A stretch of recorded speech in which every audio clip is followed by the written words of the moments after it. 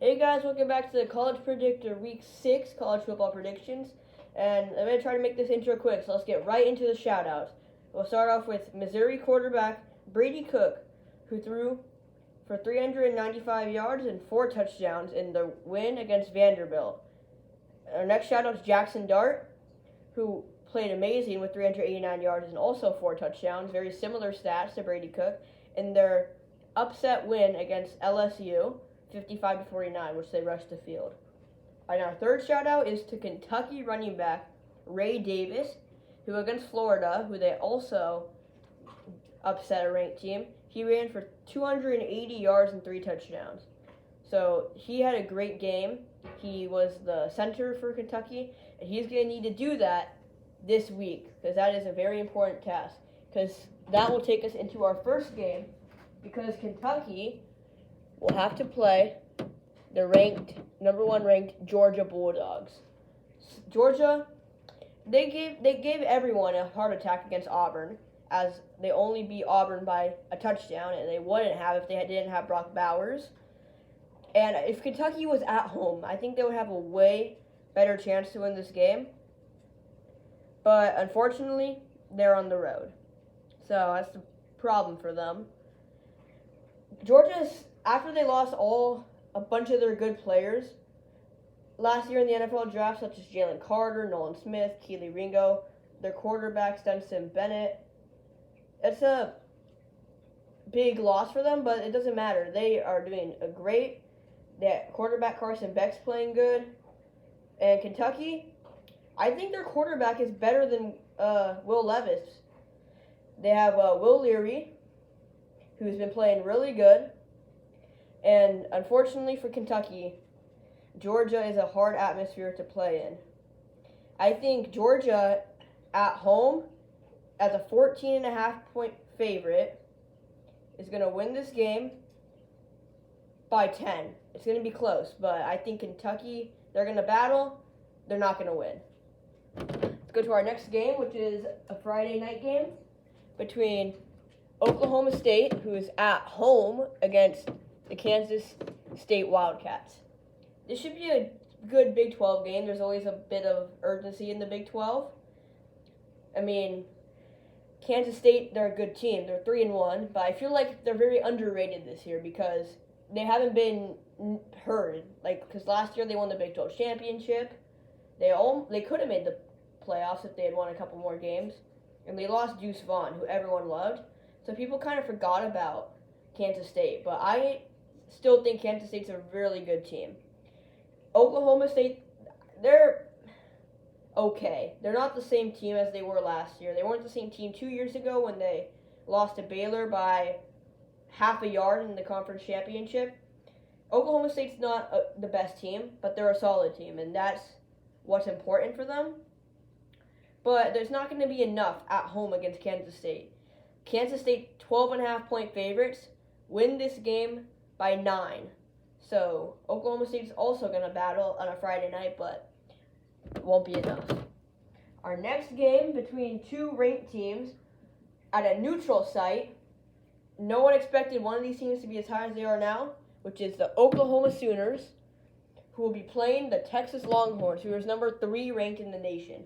Oklahoma, they've jumped their way up to 12 since the preseason. They're having a great year so far. Dylan Gabriel is looking like a real quarterback for Oklahoma, a quarterback that can play for Oklahoma. And that's what Oklahoma has needed. They've needed a good quarterback that could perform ever since they've lost Spencer Rattler and Caleb Williams. In Texas, I think they are perfect in every aspect. I mean, their quarterback, Quinn Ewers, has been doing amazing.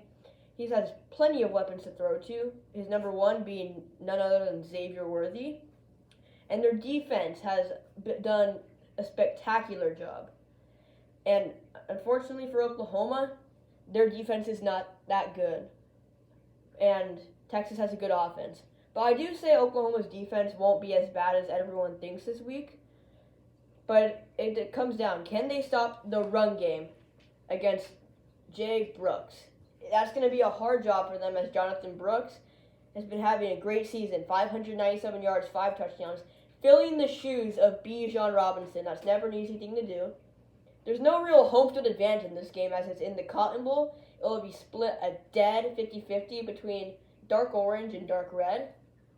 I want to pick Oklahoma because I like them a lot as a team, but I can't pick against Texas. As 6.5-point favorites, the Texas Longhorns will win this game by 1 touchdown. It's going to come down to the last possession, and the Texas defense steps up when the game matters the most.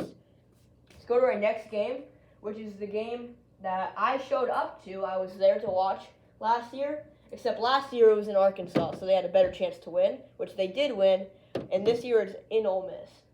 Ole Miss, they're a better team than they were last year. I remember last year they got destroyed by Arkansas. This year, at home, just came off the win against LSU, which is huge for them because that actually jumps them a pretty high chance at the playoffs if some teams in the SEC lose. Meanwhile, Arkansas, they're not doing so good. They're 2-3. They're not as good as a team. They still have KJ Jefferson, but after all, you can't win with one player. And Ole Miss is just way more talented. Their quarterback, Jackson Dart, has been a real dual-threat quarterback. I've liked him with his legs all year. I liked him throwing the football. And meanwhile, KJ Jefferson's been good, but he's been kind of quiet. He's not doing as hot as everyone thought, especially as a runner. Meanwhile, Jackson Dart's almost eclipsed 1,500 yards, and it's been only 5 games. So their pass game is going to be big for them in this game. Can Arkansas run the ball? That's going to be what they have to do. They're going to need to slow this game down to stall for them against a very good Ole Miss team. The problem, their star running back, Raheem Sanders, has been hurt most of the year, so he's not even in the top 100 running backs as of now. In fact, Jackson Dart has more yards than him. So their running game isn't as strong without him. And Arkansas, they're not going to do good this game without their star running back. Ole Miss is going to challenge them with a fast-paced game. Ole Miss is going to win this game as 11-point favorites by 14 points. Actually, no, scratch that. They're going to win this by 21 points. It's going to be a blowout. Let's go to our next game, which is between two teams that are very different but very alike.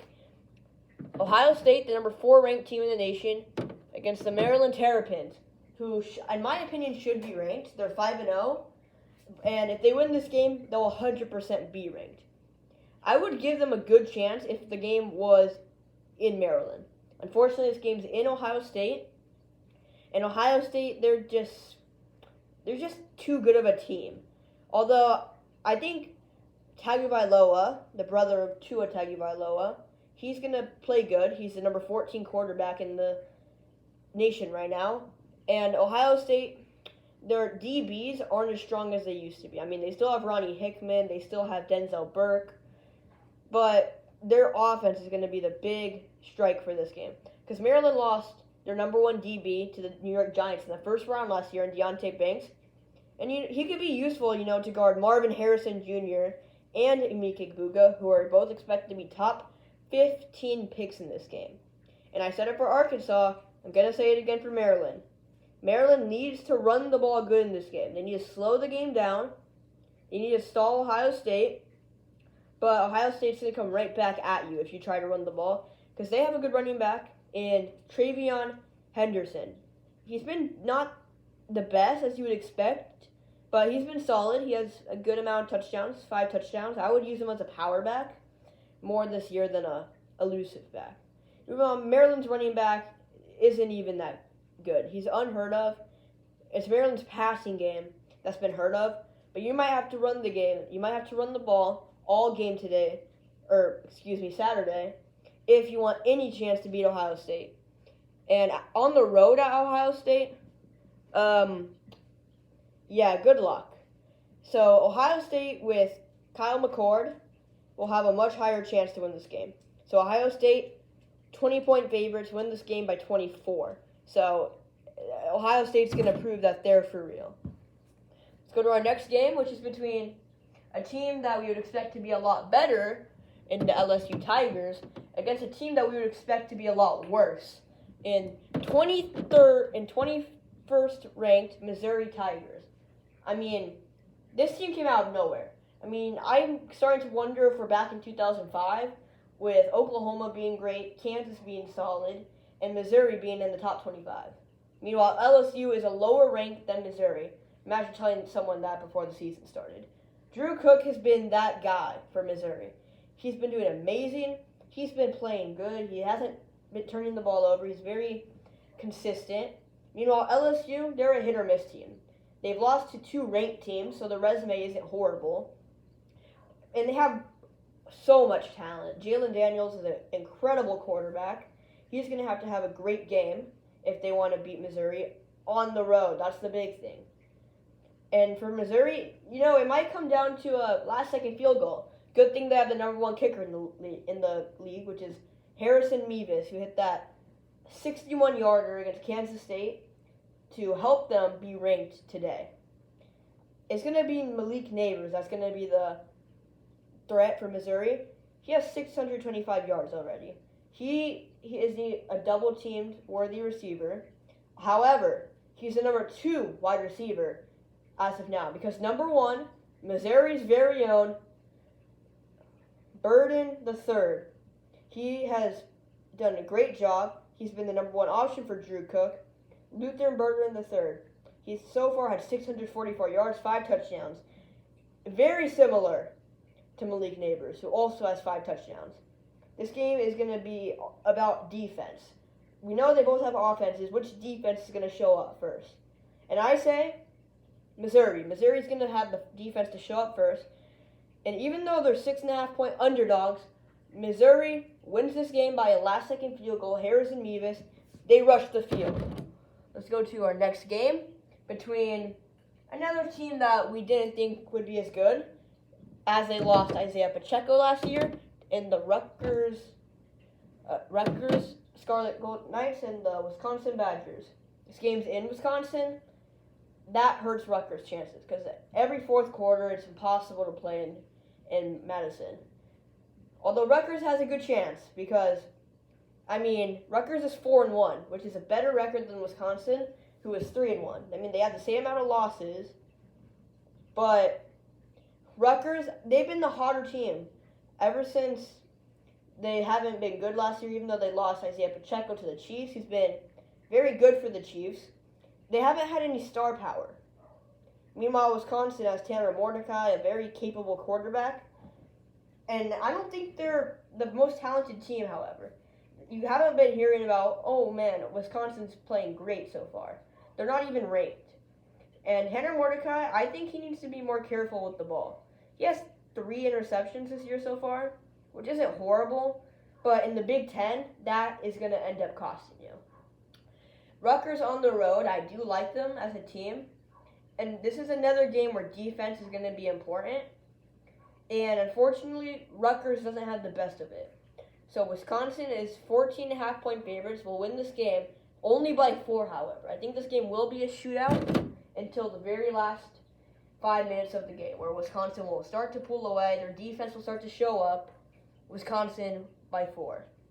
Let's go to our next game between another shockingly high-ranked team, 13th ranked Washington State, on the road against UCLA, the Bruins.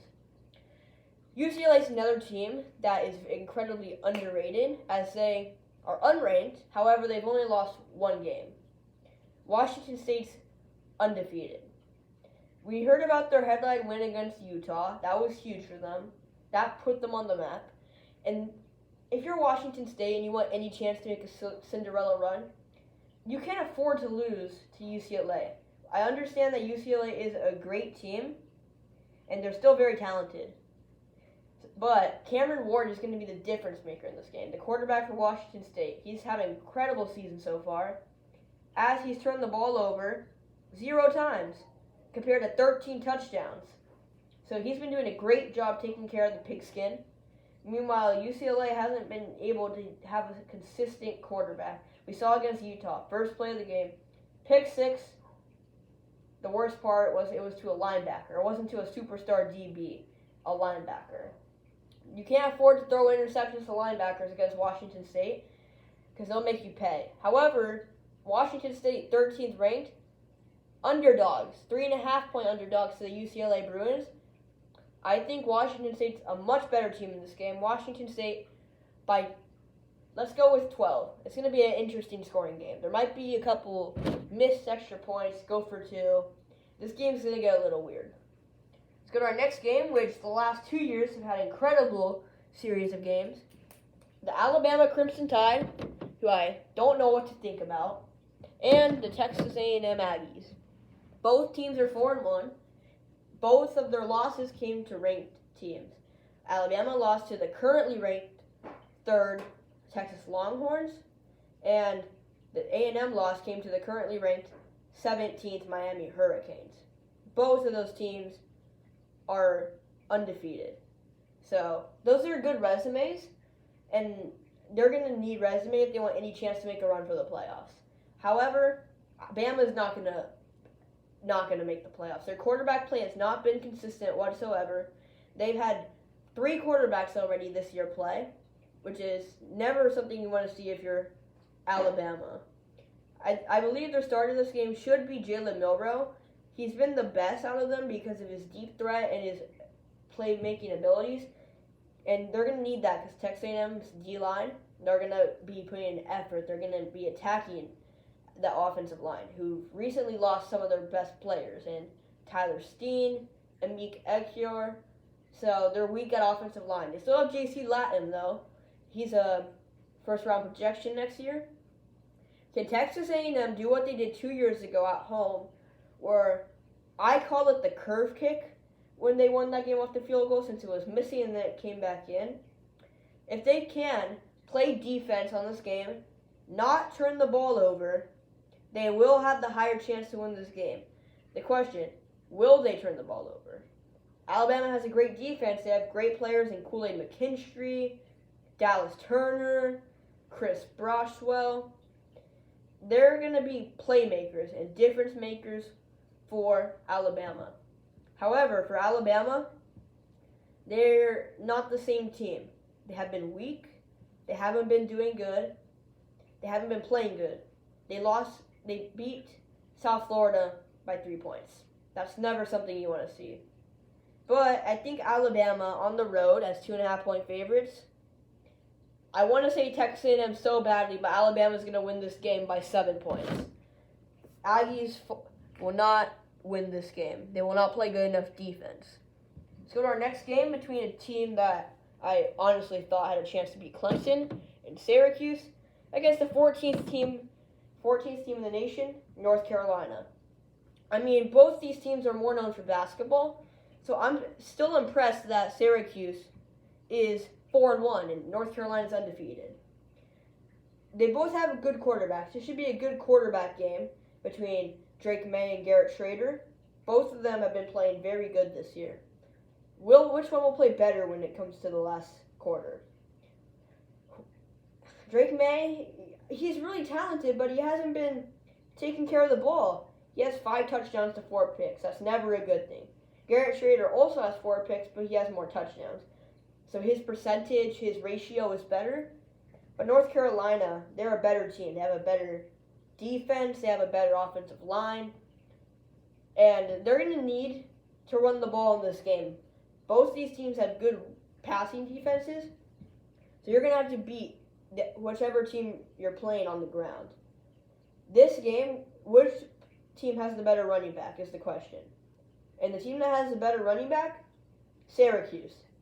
And Allen, he has plenty of yards, 363 yards, 6 touchdowns, and 76 carries over the year. And he's going to have a good game against North Carolina. Syracuse could win this game, find themselves ranked in the next week, although they won't. North Carolina is too good. Syracuse is going to go back to their old selves. North Carolina, 8.5-point favorites, win this game by 11 at home. Let's go to our next game, which is between the school that formerly had Sam Hartman, who's been doing a great job at Notre Dame, the Wake Forest Demon Deacons, against a team that's okay in the Clemson Tigers. Last year, both these teams were ranked when this game was played. This year, neither of them are. In fact, Clemson's 3-2, so they're out of the playoff run. Wake Forest is 3-1, And they haven't been as good without their two best players gone, Sam Hartman to Notre Dame, and their number one wide receiver, A.T. Perry, to the NFL. Clemson, they have very inconsistent quarterback play. They have a good quarterback, Kate Klubnik. He's very capable. But based off what we've seen, he hasn't been able to do it in the big games. So they're going to have a run-first game this week. They're going to have to run the ball with Will Shipley. Will Shipley is having a great season so far. He could be a difference maker in this game. And Clemson better hope he is.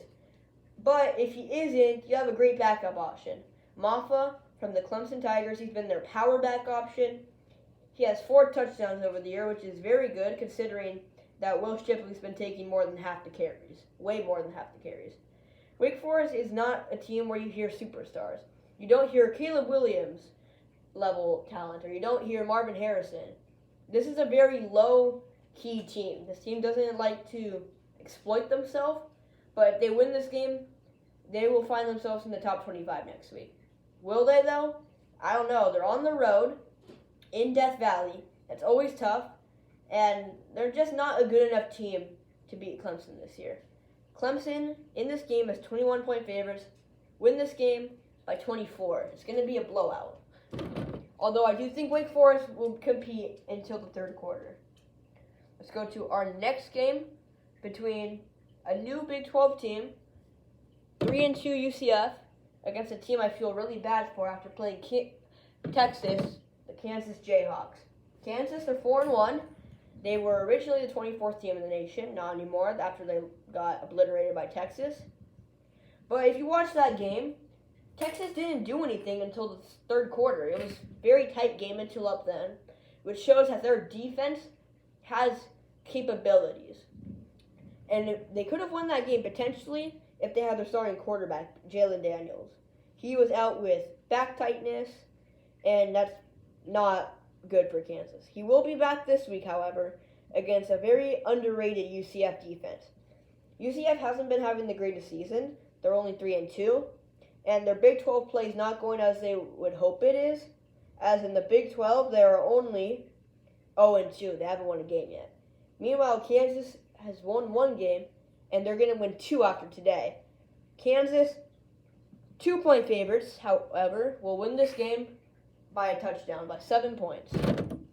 Our next game is between the 10th ranked Notre Dame, who just came off a scary win against the Duke Blue Devils, against the number 25th team in the nation, 5-0, Louisville Cardinal. Louisville lost their quarterback, Malik Cunningham, last year. Notre Dame has a great quarterback in Sam Hartman. This game could go either way. It's going to be very tight, especially now that it's in Louisville.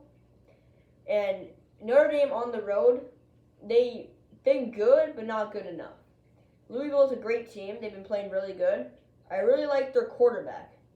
Their quarterback, who is the first-year starter, he has already thrown for plenty of yards, 1,400 to be exact. Jack Plummer.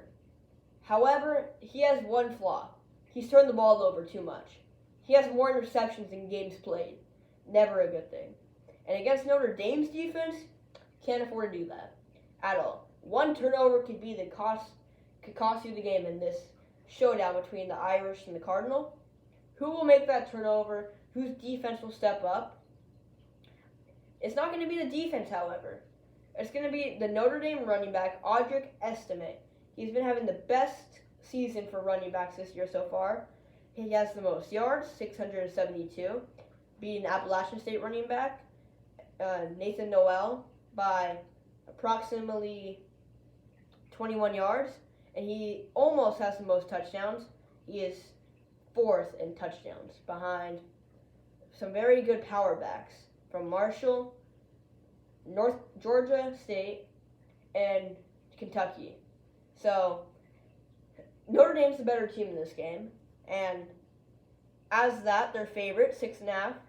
But based off how they played against Duke, how they played against Ohio State, I'm going to pick the upset here. Louisville wins this game by a last-second field goal, second field rush of the day, according to my predictions. Let's go to our last game, which is a Mountain West showdown between the 24 ranked Fresno State against a team that could potentially swap rankings with them if they win this game at home. They already upset a Big 12 team at home, and they're 4-1. The Wyoming Cowboys. Fresno State's quarterback, Mikey Keene, has been doing a very, very efficient job filling in the big shoes of Jake Hayner in Fresno. Wyoming, after what they saw against Texas Tech, they're a proven team. They're a team that we know could win games. They're a team that they will win games if they don't turn the ball over.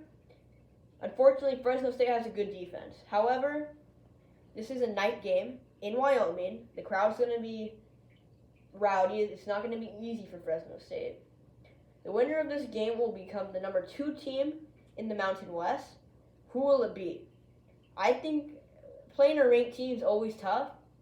Not tough enough for the Wyoming Cowboys. They're underdogs at home, 5.5-point underdogs. However, I say they upset this game. They upset the Fresno State Bulldogs, and they win this game by 10. It's going to be more of a unexpected upset. It's not going to be a last-second field goal. They're going to win this game by a demanding amount. Now, before we go, let's talk about the glove that you see on this screen. This is an Arkansas Razorback glove I received when I went to the Ole Miss at Arkansas game last year, where Arkansas had a great game, a blowout. After the game was over, it was freezing there. It was like below freezing. I believe it was 27 degrees. So all the players were gone. However, there was still a coach, assistant coach, and he found a glove laying on the bench. I have no clue who it is, but whoever it is, I'm very grateful that he forgot his glove on the bench, because that glove sits on my shelf now. It is a very cool glove, has a Razorback on it, has the name of Arkansas. It is a very, very cool glove, and it has great grip. I've already tried to catch some footballs with it. So, Arkansas, shout out to you. Thanks for watching this week's video. Make sure to tune into the Red River Rivalry, and have fun watching college football. Please comment which team you think could potentially steal Georgia's throne at number 1 ranked. Until next week, I'll see you guys later.